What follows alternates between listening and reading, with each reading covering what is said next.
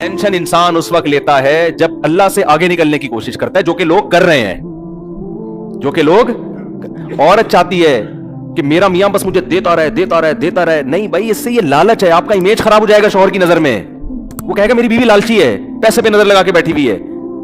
اس سے ہو سکتا ہے اگر یہ استغنا ہوتا، قناعت ہوتی تو اللہ بہت زیادہ. میں ایسے مردوں کو جانتا ہوں، ان کے دل اتنے بڑے ہیں، وہ کہتے ہیں، مجھے بتاتے ہیں یار اگر میری بیوی میں لالچ نہ ہوتی میں اپنی ساری پراپرٹی اس کے نام کر دیتا، لیکن لالچی ہے، میرا دل نہیں کرتا. اب اس عورت کو کیا پتا کہ تو نے چند پیسوں کی لالچ میں کروڑوں روپے کا اپنا نقصان کر دیا. بعض اولاد قناعت پسند ہوتی ہے، ابا کی جائیدادوں پہ نظر نہیں رکھتی. وہ کہتے ہیں ابا آپ ہم سے لو. باپ کا دل اتنا بڑا ہو جاتا ہے، یار میں سب کچھ ان کے لیے، ان کو زندگی میں دے کے چلا جاتا ہے وہ. لیکن وہ باپ کرے گا جس کو اولاد کے بارے میں اطمینان ہوگا کہ میری دولت پہ نظر نہیں ہے، یہ میری خدمت کرتے ہیں اللہ کے لیے. لیکن جب باپ کو یہ احساس ہونا شروع ہو جاتا ہے نا یہ لالچی ہیں، ایسے باپ ہم نے دیکھے ہیں، وہ کہتے ہیں سارا ٹرسٹ میں دے دو، انکم وقتوں کے 1 روپیہ نہیں دوں گا، اور روڈ پہ پھر رہے ہوتے ہیں وہ بالکل صحیح ہوتا ہے ایسے بچوں کے ساتھ. تو بھائی اللہ تو اس سے زیادہ، یہ اللہ کا تو اس سے زیادہ ہے. اللہ کہتے ہیں مجھ سے ناجائز طریقے سے چھیننے کی کوشش کرو گے، دیوالیاں نکال دوں گا تمہارا. اگر دوں گا بھی نا تو دل سے سکون چھین لوں گا. دولت کا مقصد سکون ہوتا ہے. دیکھو اللہ اگر ظاہری میں دولت چھینتا رہتا ہے نا تو آزمائش ختم ہو جاتی ہے. ہم کہتے ہیں وہ ناجائز کرتا ہے، دیکھو اتنا وہ تو غریب ہے اور حلال کمانے والے اتنے کروڑ پتی. تو اللہ نے ظاہری طور پر دولت حرام کمانے والوں کو بھی دی ہے، لیکن سکون اللہ نے ان سے چھین لیا. جا کے دیکھو گھروں کے اندر، ہم تو اتنے کیسز آتے ہیں، میاں بیوی میں محبت نہیں ہے، اولاد میں بیوی شوہر مرنے والے انگوٹھے لگوا کے اپنی جائیداد اپنے نام کرا لی.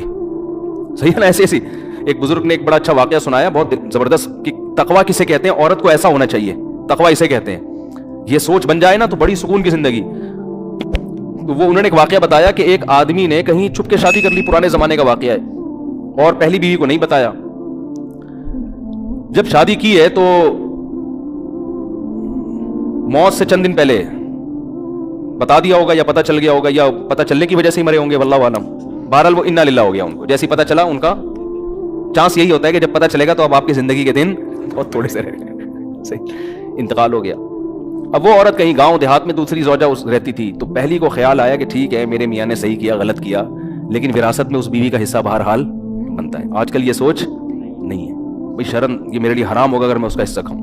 تو جو اس کی وراثت کا بڑا کروڑ پتی آدمی تھا، وہ حصہ لے کر گئی ہے اس پہ دوسری زوجہ کے پاس. وہ یہ کہہ بھی سکتی تھی کہ تو چھپ کے کیا ہے نا، ہم تھوڑی ذمہ دار ہیں، ہمیں تھوڑی بتایا تھا. اس کے پاس حصہ لے کے گئی. یہ جب خدا کا خوف ہوتا ہے نا، لالچ نہیں ہوتی، تو ایسے ہوتا ہے. اور ایسے لوگوں کے لیے اللہ پھر رزق کے دروازے الگ طریقے سے کھولتا ہے. اس کو میں ابھی حدیث سناتا ہوں، اس پہ کیسے اللہ غیب سے رزق کے دروازے کھولتا ہے. اللہ پہلے آزماتا ہے کہ حرام کی طرف مت جاؤ. حرام میں اگر ملے گا بھی نا سکون گیا. لالچ، ہوس، یہ چیزیں انسان میں پیدا ہو جاتی ہیں. تو جب وہ اس کے پاس گئی اور کہا کہ بھائی میرے میاں نے کی ہوئی تھی، ہمیں پتہ چلا، اور اب میں تمہاری وراثت نہیں کھا سکتی، جتنا میرا حصہ اتنا ہی تمہارا. وہ بھی کتنی خاندانی. اس نے کہا کہ آپ کے شوہر نے مجھے 3-4 مہینے پہلے طلاق دے دی تھی.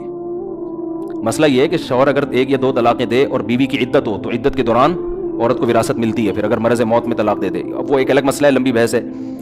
تو کبھی کوئی مبتلا ہو تو پوچھ لے. میں اس لیے کہہ رہا ہوں کہ ایسا نہ ہو وہ لوگ میرے بیان کو ایک مسئلہ بنا کے بھی پیش کر دیتے ہیں، لیکن عدت بھی ختم ہو چکی تھی. تو انہوں نے اس بات کا بتایا نہیں تھا، لہذا میں ان کی زوجہ نہیں ہوں، میرا حصہ نہیں. کیسی خاندانی عورتیں تھیں کہ نہیں تھیں. وہ الگ بات ہے، ٹینشن سے میاں مر گیا، وہ الگ، وہ تو عورت نہیں پسند کرتی نا، یا ہو سکتا ہے کسی اور وجہ سے مرا ہو. لیکن ہونا یہی چاہیے معاشرے میں، بھائی جو میرا حصہ نہیں ہے وہ میں کسی قیمت پہ نہیں لے سکتا. ایک خاتون نے مجھے امریکہ سے فون کیا کہ میرے شوہر نے مجھے ڈیورس دی ہے، تو وکیل یہ کہہ رہا ہے، عدالت قانونی حق یہ ہے کہ آدھی پراپرٹی میرے شوہر کی اب کس کے نام ہوگی؟ بولیں میرے نام ہو. اور میرا شوہر ایسا، میرا شوہر ویسا، میرا وہ بڑا ظلم بیان کر رہی تھی. میں نے کہا آپ کا شوہر جیسا بھی تھا، نالائق تھا، ظالم تھا، جب اس نے آپ کو طلاق دے دی تو شریعت کی روح سے اب عدت کا خرچہ اور مہر کا خرچہ، اس کے علاوہ آپ کچھ اور لینے کی مجاز نہیں. امریکہ کے لاء کے حساب سے آپ نے اگر لے لیا تو قانون تو کچھ نہیں کہے گا، لیکن اللہ کہے گا آپ کو یہ پیسہ آپ کے لیے حلال. بولتے کیوں نہیں کہ میرا میاں تو ظالم تھا. میں نے کہا جو ظلم تھا تو علیحدگی ہو گئی نا، بس تلافی ہو گئی اس ظلم کی، اب نہیں رہ رہا آپ کے ساتھ، وہ ختم قصہ. ہاں بچوں کا خرچہ وہ کہہ رہی وہ تو ویسے ہی دے رہا ہے بچوں کا خرچہ. میں نے کہا بچوں کا لے سکتی ہیں اپنا خرچہ، اور میں نے کہا بچوں کا خرچہ بھی آپ 2 مفتیوں کو درمیان میں ڈالیں، کیونکہ امریکہ کا لاء امریکہ کے حساب سے خرچہ دے گا. شریعت کس کے حساب سے مانگے گی خرچہ؟ اسلام کے حساب سے مانگے گی. تو اتنا خرچہ لینا جائز ہے جو شریعت کی روح سے صحیح بنتا ہو. اس سے زیادہ بچوں کا بھی نہیں لے سکتی، اپنا تو لے ہی نہیں سکتی. وہ خاتون میں اللہ کا خوف تھا، انہوں نے کہا میں اپنی پورا کیس ختم کرتی ہوں، مجھے نہیں چاہیے حرام پیسہ. لیکن یہ میرے پاس 18-20 بلکہ فتوا تو میں جب سے 20 سال ہو گئے مجھے فون پہ مسائل بتاتے ہوئے, 20 سال میں ایک کیس آیا ایسا. سمجھ میں آ رہی ہے بات؟ لیکن جہاں مرد کو موقع ملتا ہے پیسہ ہتھیانے کا, مرد نہیں چھوڑتا. جہاں عورت کو موقع ملتا ہے عورت, اور وہ تو کہتے ہیں تو قانون ہے بھائی, یہ قانون پہلے خدا کا قانون ہے. خدا نے, اللہ نے قرآن میں بیان کیا عورت کتنا پیسہ لے سکتی ہے کتنا نہیں لے سکتی, یہ ساری چیزیں قرآن نے بیان نہ کی ہوتی پھر آپ کہتے. تو قرآن ڈیفائن کر چکا ہے. قرآن سے آگے آپ کیوں نکل رہے ہیں بھائی, اللہ سے آگے کیوں نکل رہے ہیں؟ قرآن کے الفاظ دیکھو, فلا وربک لا یؤمنون حتی یحکموک فیما شجر بینہم. اے نبی تیرے رب کی قسم یہ اس وقت تک مومن نہیں ہو سکتے جب تک شریعت سے فیصلہ نہ کروائیں. جب تک آپ اسلام سے فیصلہ نہیں کرواتے اللہ نہیں مانتا. ایسے تو لا الہ الا اللہ پڑھنے پر گورنمنٹ نے کوئی پابندی تھوڑی لگائی ہے. گورا 100 دفعہ پڑھ لے گا لا الہ الا اللہ محمد رسول اللہ, وہ کیوں نہیں پڑھ کے دے رہا؟ اس کو پتا ہے بھائی یہ سارا اسلام کو فالو کرنا پڑے گا. آپ صلی اللہ علیہ وسلم کے چچا ابو طالب کلمہ کیوں نہیں پڑھا انہوں نے؟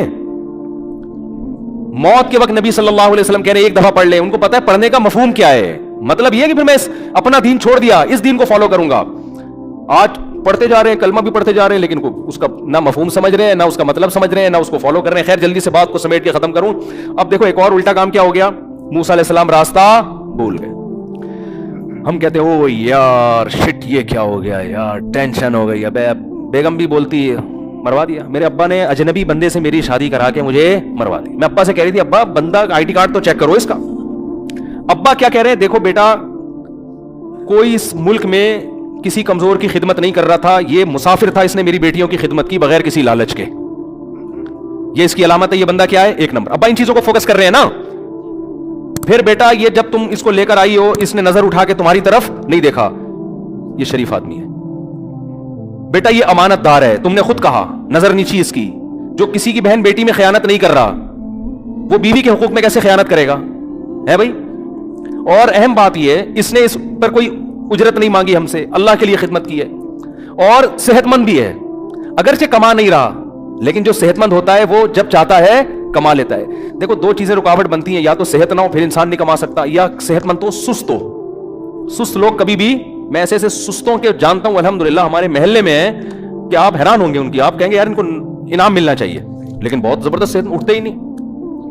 میں واقعہ سناؤں تو آپ حیران ہو جاؤ, آپ ہنس ہنس کے زمین پہ لیٹ جاؤ. سچے واقعات ہیں, ابھی چھوڑو یار سنانے نہیں چاہتا میں, اب موضوع چینج ہو جائے گا. سچے واقعات ہیں, جھوٹے نہیں ہیں. سست کے ایسے واقعات ہیں جو آپ کیا کہو یار ایسا بھی ہوتا ہے, لیکن وہ میں مسجد میں سنا مجھے بھی مناسب نہیں ہے. کبھی چھاؤں میں آئیں گے اکیلے انشاءاللہ میں آپ کو سناؤں گا. وہ مسجد میں سنانے کے نہیں, ایسے سست ہیں کہ بس چھوڑو یار, کیا بتاؤں میں آپ. تو سست کتنا بھی صحت مند ہو, اول تو تھوڑے دن تک صحت رہتی ہے, پر وہ سست آدمی ویسے بیمار ہو جاتا ہے. تو انہوں نے دیکھا کہ نہ ان کے اندر سستی ہے, نہ یہ کمزور ہیں, اور ایماندار بھی ہیں. رزق کون دے گا؟ یہاں یہ سوچ رہے ہیں کہ نکاح کرو, اگر فقیر ہو گیا اللہ غنی کر دے گا. بھائی نکاح کر دیں گے, اللہ کا وعدہ ہے غنی, نہیں کیا تو اس کا مطلب اللہ کی مرضی یہی ہے. یہ شعیب موسیٰ علیہ السلام کے جو سسر تھے ان کی یہ سوچ تھی. تو بیٹی بھی اللہ پہ توکل کر رہی ہے, نہیں کہہ رہی ہے ابا کیا اجنبی بندے سے شادی کرا دی, اب وہ لے کے جا رہے ہیں مصر, راستہ ہی بھول گئے, یہ تو بڑی مصیبت. وہ بھی صبر کر کے بیٹھی ہیں, بھائی میرے باپ کا انتخاب اچھا تھا, اب جو پریشانی آئے گی وہ کس کی طرف سے ہے, اللہ کی طرف, اسی میں خیر ہوگی. اور کمال کی بات جا کے نبوت ملی. تو نبوت ملتے ہی جن سے فرار ہو کے گئے تھے, اللہ کہنے جانا کدھر ہے, سیدھا فرعون کے پاس, اس کے محل میں جا کے کہنا ہے کہ تو رب نہیں ہے, رب کون ہے, اللہ ہے. تو یہ تو ایسا ہو گیا کہ میں کہتا ہوں کہ اگر ہم ہوتے, ہم کہتے ہیں اللہ یہ تو بالکل ہی لاجیکل باتیں ہیں تیری, کس طرح کی اللہ باتیں کر رہے ہے, میں موسٹ وانٹیڈ آدمی, مجھے تو وہ بھنک پڑے گی قتل کر دیں گے.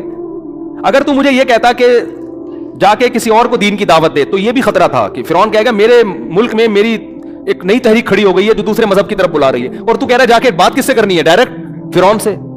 تبھی موسیٰ علیہ السلام نے کہا انی قتلت منہم نفسا, اللہ میں نے تو قتل کیا, مجھے مار دیں گے وہ. اور یہ ہے, اور پوری تقریر اللہ نے کہا کلا ہرگز نہیں, جانا پڑے گا تجھے, جانا پڑے گا, اور جا کے اس کو دعوت دینی پڑے گی. اور پھر اتنی آزمائشیں جب موسیٰ علیہ السلام گئے, فرعون کو دعوت دی, جو کچھ آزمائشیں قرآن بیان کر رہا ہے. موسیٰ علیہ السلام بنی اسرائیل کو بھی تسلیاں دے رہے ہیں, اللہ کی مدد آئے گی, اللہ کی مدد آئے گی, ادھر بھی تسلیاں دے رہے ہیں. یہاں تک کہ قرآن کہتا ہے بنی اسرائیل پر اور مصیبتیں شروع کر دی فرعون نے, اور عذاب شروع ہو گئے. یہاں تک کہ بنی اسرائیلی جو حضرت موسیٰ کو پیغمبر مانتے تھے, معجزے دیکھ چکے تھے, کہنے لگے اوذینا من قبل ان تأتینا ومن بعد ما جئتنا, اے موسیٰ تیرے آنے سے ہمیں کوئی فائدہ نہیں ہوا, تیرے آنے سے پہلے بھی عذاب میں اور تیرے آنے کے بعد بھی ہم عذاب میں ہیں. اور حضرت موسیٰ کیا تسلی دے رہے ہیں, عسیٰ ربکم ان یہلک عدوکم, उम्मीद रखो अल्लाह तुम्हारे दुश्मन को हलाक करेगा। ये जो इतने सारी नाकामियां अल्लाह पैदा कर रहा है, नाकाम करने के लिए नहीं। अगर अल्लाह हमें नाकाम करने के लिए कर रहा है, इसका मतलब अल्लाह की नजर में फिरौन बड़ा है और हम अल्लाह की नजर में छोटे। तो फिरौन कैसे बड़ा हो सकता है? वो तो अय्याश है, वो तो जालिम है। ये तवक्कुल चाहिए अल्लाह को अपने बंदों से। बात समझ में आ रही है कि नहीं आ रही है? और ये तवक्कुल हमें अल्लाह को चाहिए निजी जिंदगी में भी, दफ्तरों में भी, घरों में भी, कारोबार में भी, मस्जिदों में भी, हर जगह ये वाला तवक्कुल अल्लाह को हमसे चाहिए कि तुमने काम पूरा करना है, नतीजा किस पे छोड़ना है? अल्लाह पे। गलत भी हो रहा है तो बस सही हो रहा है। समझ में नहीं आ रही मेरा ख्याल है बात? गलत भी हो रहा है तो सही हो रहा है बस, फिर सुकून भी मिलेगा, फिर सही भी होना शुरू हो जाएगा, वरना गलत ही होता रहेगा। और अगर आपने अल्लाह को राजी नहीं किया हुआ ना, फिर अल्लाह की कसम उठा के कहता हूं कि अगर सही भी हो रहा है तो क्या हो रहा है? गलत हो रहा है। यह आपकी खुशफहमी है कि सही हो रहा है? यह आपकी खुश। देखो, जब किसी दुश्मन को आपने बुलाया, आपके दुश्मन ने आपको बुलाया, आपको नहीं पता था कि ये मेरा दुश्मन है, उस वक्त आपको मालूम नहीं था। लोग बता रहे तुम्हारा दुश्मन है, आपको नहीं पता। आप कह रहे हो नहीं यार ये तो मेरा दोस्त है। उसने रसगुल्लों का डब्बा सामने लाके रख दिया, आपने 3 रसगुल्ले खा लिए। बाद में किसी ने साबित कर दिया कि ये कौन था? आपका दुश्मन। आप फौरन उल्टी की गोलियां खाओगे, यार ये रसगुल्ले निकालो, ये इतना बड़ा दुश्मन है, ये तो मुझे कत्ल करने के लिए तलाश कर रहा था। आपको उन रसगुल्लों से बू आना शुरू हो जाएगी, खौफ आना शुरू हो जाएगा। जो अल्लाह वाले लोग होते हैं ना, गुनाह करने के बाद अगर उनको इज्जतें मिले, पैसे मिले, गुनाह भी हो रहे हैं फिर भी सब कुछ मिल रहा है, वो उस पैसे से, इज्जत से कभी खुश नहीं होते। कहते हैं अल्लाह कोई मुझे बड़ी तबाही में डालना चाह रहा है। क्योंकि मूसा अलैहिस्सलाम जब फिरौन को दावत दी है तो फिरौन की तरक्की का ग्राफ कम के बजाय और ऊपर जाना शुरू, और बनी इसराइल पर जुल्म का ग्राफ वो भी ऊपर जाना शुरू, यानी वो और तनज़्ज़ुल की तरफ जाना शुरू हो गए। लेकिन मूसा अलैहिस्सलाम तसल्लियां दे रहे हैं कि सब्र करो, अल्लाह तुम्हें हुकूमत देगा। इन्नल अर्दा लिल्लाही, देखो जमीन अल्लाह की है, यरिसुहा मन यशा यूरिसुहा मन यशा, इन्नल अर्दा लिल्लाही यरिसुहा मन यशा, जिसको चाहता है वारिस बनाता है। तो ये तवक्कुल अल्लाह हमसे चाहते हैं। बात, मेरा बयान शुरू कहां से हुआ था? ये कहां चला गया बयान ना? अच्छा, फिर आखिर में मूसा अलैहिस्सलाम को देखो ना, फिर अल्लाह ने हजरत मूसा की मदद आ गई और अल्लाह ने कहा कि बनी इसराइल से कहें कि मिस्र से निकल जाए। अब थोड़ा बनी इसराइल को सुकून मिला, भाई अब इंतजाम हो गया, अब हम निकल के कहीं जाएंगे, हंसी खुशी जिंदगी गुजारेंगे। लेकिन यहां फिर कामयाबी में नाकामी। इधर निकले, फिरौन को पता चल गया। अब बनी इसराइल कह सकते थे कि ये ले भाई, अल्लाह तू कैसी दुआएं कबूल कर रहा है, ये तो समझ में आने वाली बात है नहीं। थोड़ी सी राहत मिली थी, थोड़ा सुकून मिला, अब दोबारा। और फिर ऐसा फिरौन को पता चला, रातों रात उसने अपने पूरे मिस्रियों को निकाला है और बनी इसराइल के पीछे चलाया, और बनी इसराइल आगे आगे और फिरौन का लश्कर पीछे पीछे। शायद थोड़ी सी उम्मीद थी, 1% चांस था बनी इसराइल को ये ख्याल हो कि हमारी स्पीड फिरौन की स्पीड से क्या है, ज्यादा तेज है। शायद अल्लाह इस तरह से बचाना चाहता हो कि हमारी स्पीड बढ़ा दे, लेकिन आगे क्या है, रास्ता बुला दिया। वही हुआ जो कोई तूर पे हुआ था, रास्ता अल्लाह ने बुला दिया। आगे पानी है। अब बनी इसराइल ने कहा मूसा इन्ना लमुदरकून, पकड़े गए।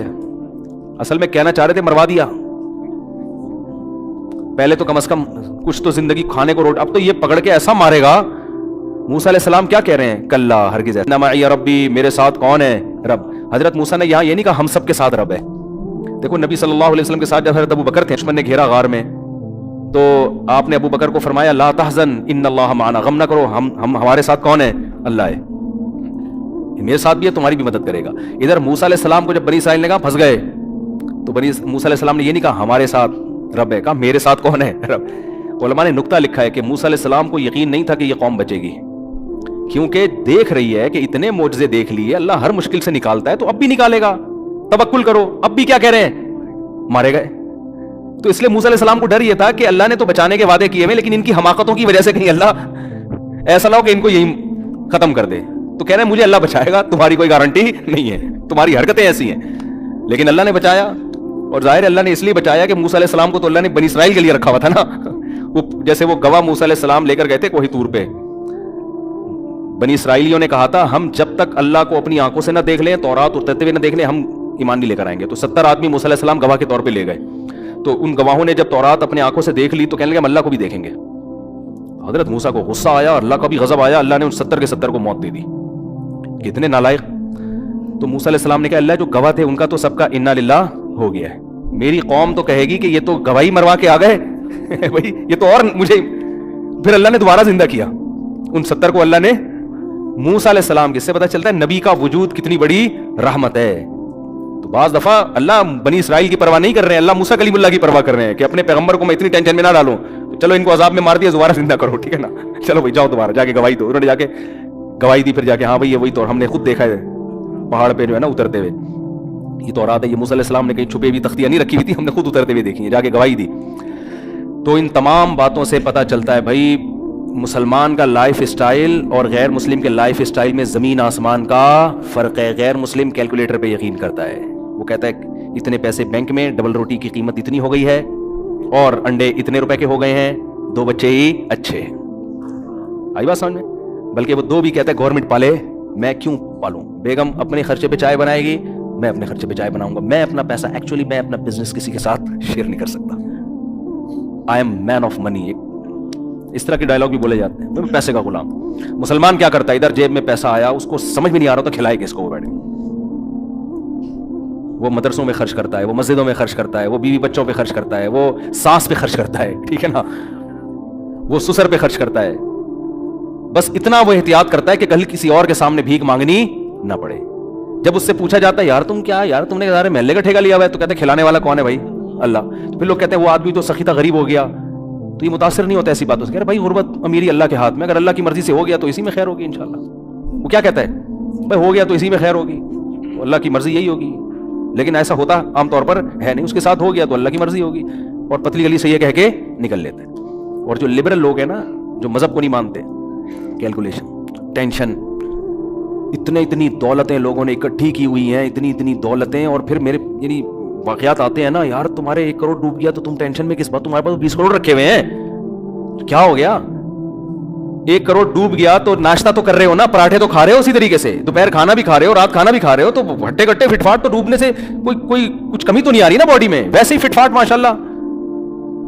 لوگ پتہ ہے کیا کہتے ہیں, بس آخری بات بیان کر کے بیان ختم کرتا ہوں. لوگ کہتے ہیں یار بیگم تو اسی لائف اسٹائل کی عادی ہو گئی ہے نا, بزنس میں لاس ہو گیا تو بیگم کو کیسے کھلائیں. یہ بہت بڑا مسئلہ ہے میرڈ آدمی کے لیے, کہ کاروبار میں لاس ہو گیا ہے, ہمارا اب لائف اسٹائل کو اب تھوڑا سا نیچے آ گیا, بچے اسی کے عادی ہو چکے ہیں, اب میں ویسا کھلا نہیں سکتا. اب ٹینشن ہو رہی ہے, کوئی ٹینشن لینے کی ضرورت نہیں. بیگم صاحب کو بتا دیں, بیگم صاحب میں یہ کھلا سکتا ہوں, آپ نے رہنا ہے رہیں, نہیں تو پتلی گلی سے. بھائی اب میں چوری تو نہیں کروں گا نا, رزق کس کے ہاتھ میں, اللہ کے ہاتھ. میری جو محنت ہے وہ میں کر رہا ہوں بھائی, مجھ سے جو ہو سک رہا ہے وہ میں نہیں کر رہا ہوتا, پھر تانے بھی بنتے ہیں, پھر خلا بھی بنتا ہے, پھر طلاق بھی بنتی ہے, پھر چترول بھی بنتے ہیں, سب کچھ بنتا ہے, سالوں سے پٹوانا بھی بنتا ہے. لیکن میرے بس میں نہیں ہے, رزق اللہ کے ہاتھ میں ہے. تو یہ ہے, تو میں بھی سوکھی روٹی کھا رہا ہوں, اور ہمارے نبی بھی جو ہے نا فاقہ ہوتا ہے تو ہم بھی فاقہ, آج پیر کے دن روزہ رکھتے ہیں, تو یہ تم بھی سحری میں 2 پاپے کھا لینا, میں بھی کھا لوں گا. یا تو میں باہر پیسے کھا کے باہر جو ہے نا میں لگژری لائف گزار رہا ہوتا, گھر میں تمہیں فاقوں میں رکھا ہوتا, پھر تو بات ہے. لیکن جب یہ اس سے زیادہ میرے بس میں نہیں ہے. اب کیا ہوتا ہے کہ بیگم جائے گی, بچے کہیں گے ایسے ہوگا, تو بولو بھائی میں نے اللہ کے لیے پیدا ہوا, بھی بچوں کے لیے میں پیدا ہوا ہی نہیں. Both are made for each other ہے ہی نہیں, یہ جملہ ہی غلط تھا, یہ میں نے تمہیں صرف پٹانے کے لیے کہا تھا شادی کے موقع پہ. یہ پٹانے کے لیے کہتے ہیں نا, we both are made for each other. وہ بھی کہتی ہے, وہ کیا ایک بڑا اچھا سا جملہ ہے, خیر وہ بھی کہتی ہے ہم بھی اسی لیے بنے ہیں. تو بیگم وہ تو پٹانے کے لیے بناتا ہے, لیکن میں اللہ کے لیے بنا ہوں, مجھے اللہ کو خوش کرنا ہے. اللہ نے کہا ان چیزوں میں ٹینشن نہ لو, ٹینشن صرف آخرت کی رکھو, اس کے علاوہ بیگم میرے ویسے سر کے بال ختم ہو چکے ہیں, ٹینشن لینے کی عمر نہیں ہے. جو کھلا دیا پلا دیا اس پہ اللہ کا شکر ادا کرو, اسی میں گزارا کرنا ہے تو کرو, ورنہ آپ پتلی گلی سے جا سکتی. شریف خاندان کی اچھی ہوگی گزارا کرے گی, نہیں ہوگی تو چلی جائے گی, تو خوشی خوشی. لوگ کہتے ہیں پھر لوگ تانا دیں گے, ابے تو بھائی لوگوں کی پرواہ بالکل نہ کرو. 100 سال پہلے بہت سے لوگ ایسے تھے جن کو بڑی گندی گالیاں پڑا کرتی تھی, گالیاں دینے والے بھی قبروں میں, اور جن کو دی جا رہی تھی وہ بھی کہاں. نہ عزت کرنے والا رہے گا, نہ جس کی عزت کی جا رہی ہے وہ رہے گا, نہ ذلیل کرنے والا رہے گا, نہ جس کو ذلیل کیا جا رہا ہے وہ رہے گا. سب تھوڑے دنوں کی کہانی, ختم, فنش. نئی نسل آئے گی, اللہ کہے گا اس کے عمل کو اللہ دیکھے گا, اور فرشتے فائنل لپیٹ کے چلے جائیں گے. آخرت میں پتہ چلے گا کون عزت دار تھا اور کون ناکام تھا, یہ آخرت میں پتہ چلے گا. تو فیملی میٹر میں بھی نا وہ دیکھا کرو کہ میرے بس میں کیا ہے. جو چیز بس میں نہیں ہے اس کی کبھی ٹینشن نہیں لینی ہے. یہ آپ کے بس میں نہیں ہے رزق بڑھانا بھائی, یہ اللہ کے ہاتھ میں ہے. جو آپ کے بس میں اس میں سستی نہ کرو. آپ بڑھ جائے ٹھیک ہے, نہیں بڑھے بھائی اسی پہ ہم خوش ہیں یار, اللہ اسی پہ راضی ہے, بس ٹھیک, کوئی بات نہیں. گولے گنڈے بیچیں گے ہم تھوڑے دنوں میں, کوئی مسئلہ نہیں. دمبوں کا کاروبار کریں گے. تو بیگم کو بھی بتانا, میرڈ آدمی کے لیے نہیں بڑا مسئلہ ہوتا ہے. باپ سے تانے مل رہے ہیں, بے کماتا کیوں نہیں ہے, ماں سے تانے مل, اماں کو بتا دو اماں میرے بس میں یہی ہے, میں اس سے زیادہ نہیں کما سکتے, ایکچولی میں نہیں کما سکتا اس سے زیادہ, تو آپ مجھے رکھنا ہے رکھے, نہیں تو آپ مجھے گھر سے نکال دیں. گھر سے نکل کے جائے گا کہاں, فٹ پاتھ پہ سو جائے جا کے, 2-3 दिन नींद नहीं आएगी, फिर आना शुरू हो जाएगी। इतना खुदा की कसम मजा आएगा ना पैसे वापस क्योंकि मकसद आखिरत है, वही है ही नहीं। और फिर जो पैसा आएगा उसमें मजा भी बहुत आएगा, क्योंकि आप ज़हनी तौर पर तैयार हो कि अल्लाह मेरी जरूरत सिर्फ 2 वक्त की रोटी है। अब जो अल्लाह बंगला देगा, गाड़ियां देगा, तो आदमी कहेगा अल्लाह मैं ना इसका मुस्तहिक हूं, ना मुझे जरूरत है, तो खिलाया जा रहा है। और मैं ऐसे लोगों को भी जानता हूं अल्हम्दुलिल्लाह। एक मेरे पास आके कहते हैं हजरत समझ में नहीं आ रहा, इतना पैसा आ रहा है, समझ में नहीं आ रहा, हम तो ना नेक हैं इतने, और ना जनाब हमने कोई इतनी मेहनत की है, क्या करें। मैं कहता हूं शुक्र अदा करो भाई अल्लाह का, और क्या करो, और नेक बनने की भी कोशिश करो अगर नहीं हो तो, है ना, शुक्र अदा करो अल्लाह का। ऐसे लोग भी हैं और ऐसे भी हैं, जितना मर्जी कमा लो, हाय पैसे ही नहीं है, हाय खर्चे नहीं हो रहे, हाय ये नहीं हो रहा, हाय वो नहीं हो रहा, तो हाय हाय हाय मैं एक दिन जनाजा उठेगा और बिल आखिर कब्र में बच्चे फेंक के आ जाएंगे, और फिर भूल जाते हैं। 2-4 दिन बाद बच्चे याद नहीं रखते तो महल्ले वाले कहां से याद रखेंगे भाई, और याद रख भी लेंगे तो आपको उसे याद रखने का फायदा क्या है। तो असल हदफ क्या है? आखिरत। हजरत हकीमुल उम्मा मौलाना अशरफ अली थानवी रहमहुल्लाह फरमाया करते थे कि दीनदारी का जो दर्जा अल्लाह हम सबसे चाहते हैं ना, वो ये है कि अल्लाह की रिजा में अपने आप को इंसान फना कर दे। बस जैसा अल्लाह चाह रहा है वैसा ही होगा। अल्लाह चाह रहा है आपको गरीब रखना, मैं इस गुर्बत पे राजी हूँ। अल्लाह चाह रहा है अमीर रखना, मैं अमीरी पे। हजरत हसन बड़े मालदार थे, बहुत दौलत थी, तो किसी ने उनसे कहा कि नबी सल्लल्लाहु अलैहि वसल्लम तो गरीब थे, आपके नाना, आपके पास इतनी दौलत। उन्होंने कहा अल्लाह अगर दौलत चाह रहा है तो मैं इसमें राजी हूँ, ठीक है ना। बाज़ लोग खाम में तकल्लुफ करते हैं ना, एक्चुअली मेरे पास इतना पैसा आ गया, इतनी टेंशन है मुझे, मैं तो गुर्बत की जिंदगी चाह, लेकिन क्या करूं, लोग हदिये दे के चले जाते हैं, तो बिल आखिर मुझे निहारी मगज डाल के खानी पड़ जाती है। आई बात समझे?